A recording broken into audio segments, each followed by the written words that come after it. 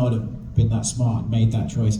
Is it cool to go in there and sort of after the fact be able to realize, wow, I can see my own growth. I'm seeing growth in fights with better IQ. Yeah, I think I've got the best fight IQ in the game, other than John Jones. I think I've got the best fight IQ in the game. I don't think anyone's got better fight IQ than me, and I couldn't wait to throw a 12-6 elbow.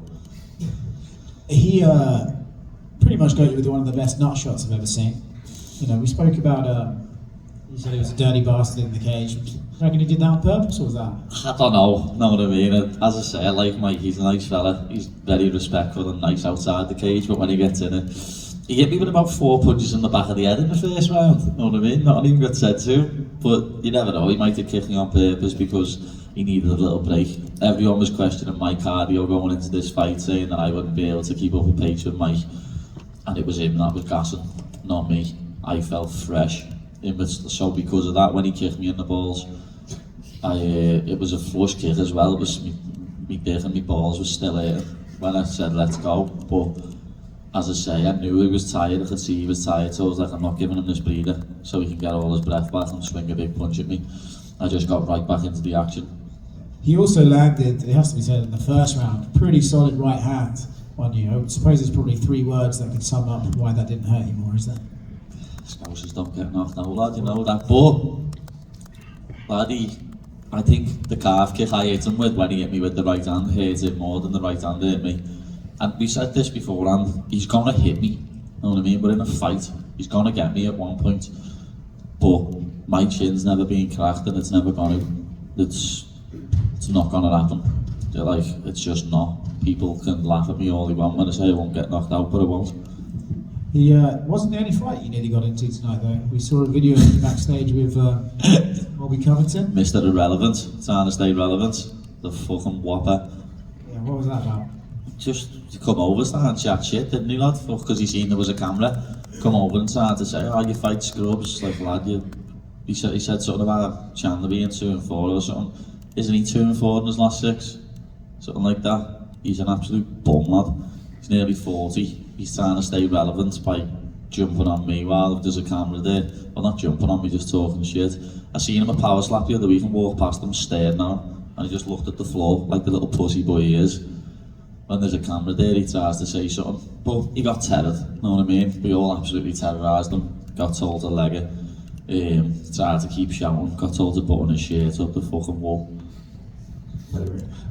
You know, when Michael, his stance is so heavy on his feet because he likes to explode in that straight line, and you seem to really compromise him early in that first round with those leg kicks. So you said, you know, Charles put the game plan out there, basically the perfect game plan. So was that the game plan, to just kind of kick his legs out from under him and tire him out? It was part of the game plan, yeah, but at the same time we said don't want to kick too much because of what happened in the first round when I kicked him and he hit me with the right hand.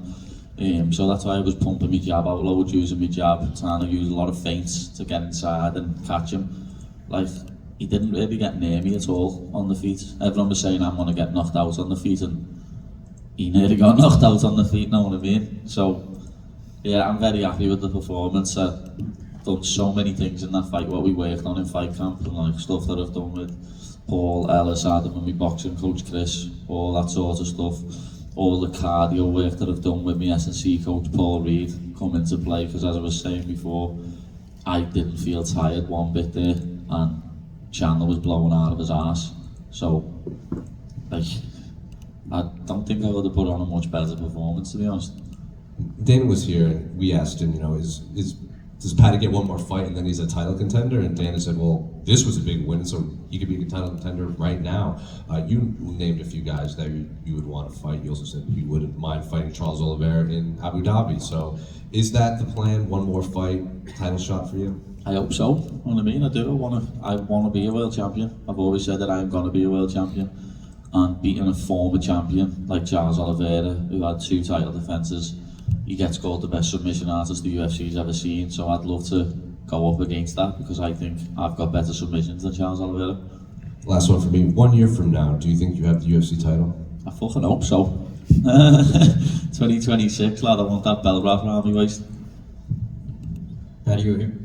When you see yourself fighting for the belt, which is obviously in the near future, who do you think you'll be fighting? Is it going to be Islam Makhachev? I don't know, that's what I mean. I've seen stuff where Islam saying he might retire after a little defence or two, or if JDM beats Bilal, he'll move up and fight for the welterweight belt. So I have no idea. Obviously you train to fight the best, so I'm training at the minute to fight Islam Makhachev, but he might even be the champion by the time I get there. So we're just going to have to see what happens. You've got to let it all play out, haven't you?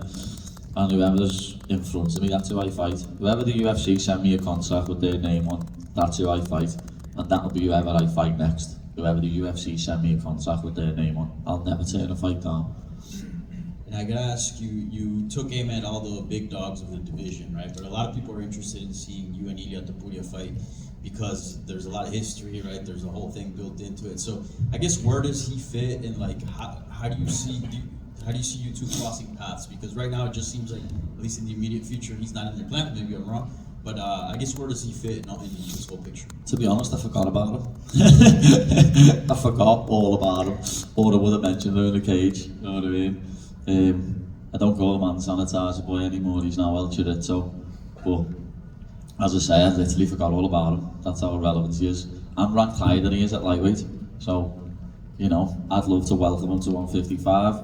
But apparently he's sitting out and waiting for the title shot. But you know that what I've just done to Chandler's after blueprint to beating him. He's even more of a midget than Chandler is. Like I'll do the exact same thing to Ilia than what I've done to Chandler.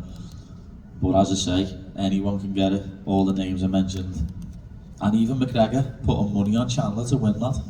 Like the Irish Scouse connection, lad. He's meant to back me, and he never.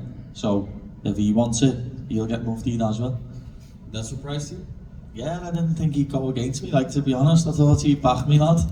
Not back Chandler. But it's one of them, innit? Thank you. Paddy over here. Obviously, Conor bet against you, but he was respectful in it. What do you plan on saying to him the next time you see him? I don't know if I'll ever see him. You never know. I'll say to him, what happened there, lad? Fucking hell. The Irish Scouse connection, you meant to back me, but you went for the yank instead. But, you know, it's one of them. Whoever wants to come back, I'll be here waiting. Oh, and one more from me. You have such creative nicknames for your rivals like Colby Covington, Armin Sarukian. Could you tell me, were you always this good with your trash talk, or did it get better with time? I went to an all-boys school in Liverpool, lad. So you had to keep up with it, lad, or you were getting tethered yourself. So I'm used to it, you know what I mean? Me and my mates are still a petty little firm and give each other shit every day in WhatsApp groups, lad. So without the lads, I probably wouldn't have as many good shouts as I have. Right here. Congrats on the win. You know, you always say that when you win, they move the goalposts, but given how dominant this performance was and how thoroughly you beat Chandler, like you said, in the cardio, physically, everywhere, do you think this is the performance that's going to silence some of those critics? Probably not, lad. You know what I mean? Every fight I have, the goalposts get moved. It's one of them. I'm used to it. I said it before the fight. Once I beat him, people will be like, oh, he was 2-4 in the UFC, he's washed, he's 38.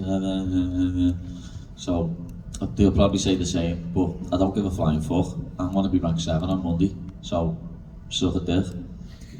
And then, you know, the cardio stood out. Is Fat Paddy gone for good? I'd rather be fat and happy than ripped all the time like Michael Chandler, like, you know what I mean? Well, it didn't pay off dividends for him there. Respect to Mike and that for staying in shape all year round, but I'd rather be chubby for a few months, lad, and then not get my head punched in than be ripped all year round. I guess going off that, Paddy, I know like you got the twins and stuff, and I'm sure after a long camp you want to relax, but given all these possible big fights, do you need to keep yourself ready in case like a big time offer comes through, or are you pushing that timeline till October as you had mentioned previously? Yeah, no, it's my baby's birthday. The twins' birthday's on Thursday. I'm going on holiday on Friday to celebrate, so yeah, I'm not fighting in the next couple of months.